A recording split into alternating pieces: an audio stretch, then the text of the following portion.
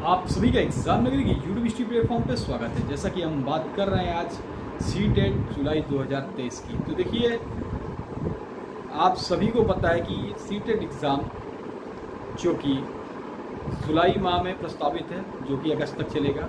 ठीक है, जो तैयारियां हैं आप निरंतर जारी रखे हुए होंगे और तैयारी कर रहे होंगे।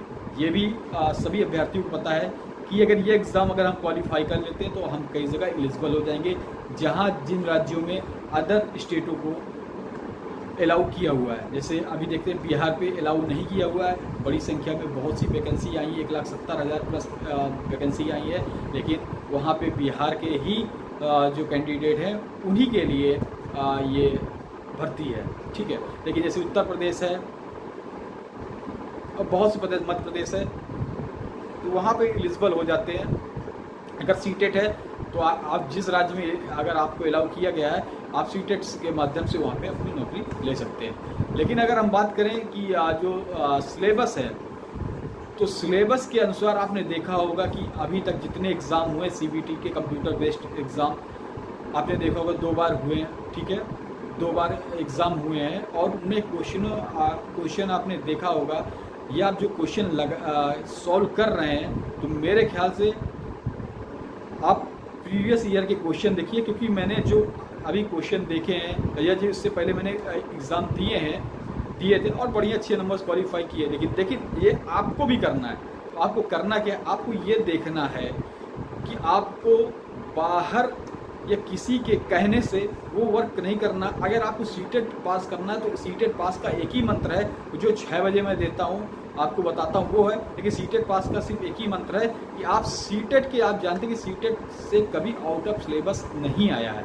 सीटेट अपने ही सिलेबस के अकॉर्डिंग पूछता है, और साथ ही सीटेट का जो भी एग्ज़ाम होता है तो वो अपने, आप देखते हैं कभी कभी वो पुराने ही क्वेश्चन दे देता है। बहुत से बार हुआ है, आप देखेंगे सेम टू सेम क्वेश्चन मिल जाते हैं, थोड़ी सी हल्का सा कॉन्सेप्ट अलग, वो थोड़ा सा वो वर्डिंग अलग होगी, कॉन्सेप्ट वही होगा। सीटेट हमेशा एक तो सिलेबस के अकॉर्डिंग देगा और पेपर देता है, और कॉन्सेप्ट एक ही रहता है। अगर बच्चा बाहर जा रहा है, वातावरण दुनिया से मिल रहा है, तो वो वातावरण दुनिया के प्रभाव में आएगा ही आएगा, लेकिन ये नहीं है कि वो अलग दुनिया में चला जाएगा। मेरा कहने का मतलब जो कॉन्सेप्ट है, अगर वो बाहर निकला तो बाहर ही निकलेगा, उसे कहीं और जाने नहीं दिया जाएगा। वही चीज़ है कि बस कॉन्सेप्ट को पकड़िए। कॉन्सेप्ट पकड़ना हम 6 बजे आपको बताते, चाहे ईवीएस हो, सीडीपी हो। हाँ, उसके लिए मैं बताऊंगा कि आप इधर उधर बुक्स की वगैरह में अगर पढ़ें तो वो चक्कर में पढ़िए, जितना हो सके जितने शिफ्टों के जो एग्ज़ाम हुए हैं उनके अगर उनके आपको क्वेश्चन पेपर मिल जाए, क्वेश्चन पेपर मिल जाए जो हुए हैं, या इससे पहले जो हुए हैं ऑफलाइन मोड के, वो मिल जाए। मैं कहता हूँ 1 महीना आप उनको लगा लीजिए, इतना सफिशियंट है आपके लिए। आपको कहीं और नहीं जाना, मैं बता रहा हूँ, आपको कहीं नहीं और जाना, खाली आप इतना लगा लिए। और देखिए मैं आपको एक इसकी सफलता कुंजी बता रहा हूँ, कैसे आपको नंबर गेन करने हैं। सबसे पहला तो देखो, फ्री के जो पैराग्राफ होते हैं उनके नंबर मिल जाते हैं, चाहे इंग्लिश हो, संस्कृत हो, चाहे हिंदी हो। लेकिन उनको पैराग्राफ को कैचिंग कैसे करना, जो कैच नहीं कर पाते, वो मैं आपको बताऊंगा। एक ही क्लास बताऊंगा, आप तुरंत जान जाएंगे, चाहे संस्कृत हो, चाहे हिंदी हो, चाहे इंग्लिश हो।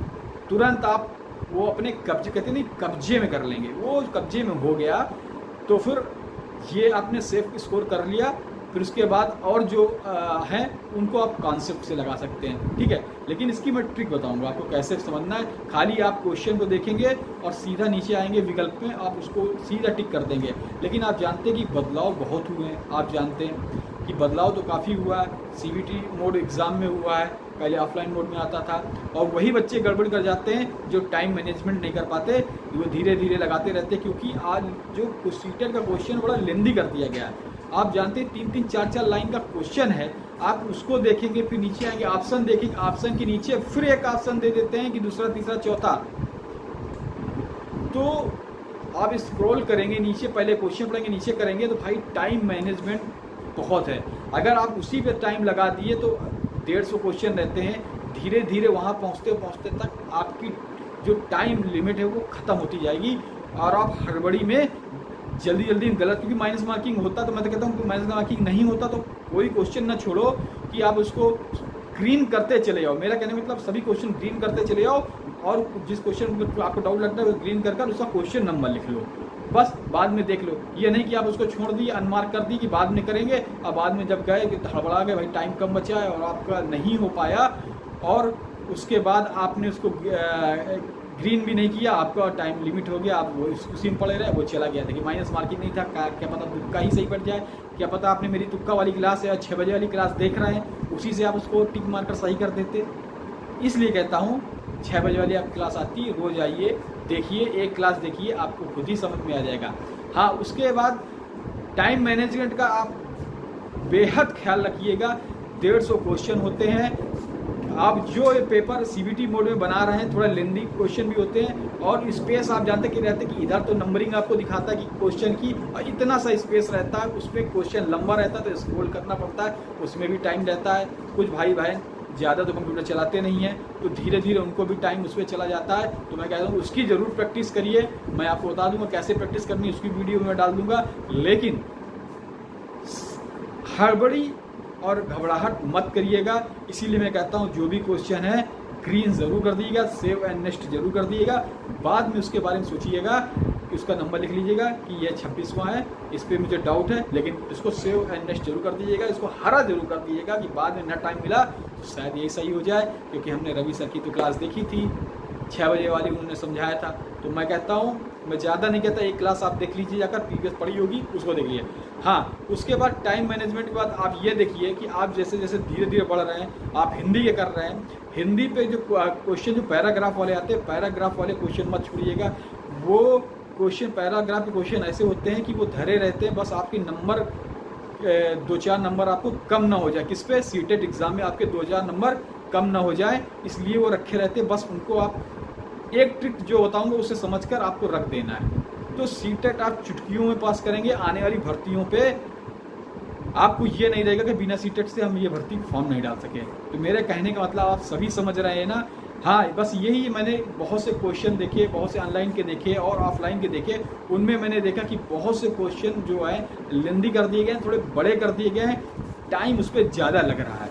तो मैं कहता हूँ आप बाहर के मॉक टेस्ट मत करिए, बाहर के बुकों से आप मत करिए। आप जितना हो सके, जितनी सीटेट के क्वेश्चन पेपर हैं उनको देखिए, उनको सॉल्व करिए, उनको एक महीने में इतना लगा डालिए कि कॉन्सेप्ट समझ में आ जाए, आपको अच्छी तरह से समझ में आ जाए।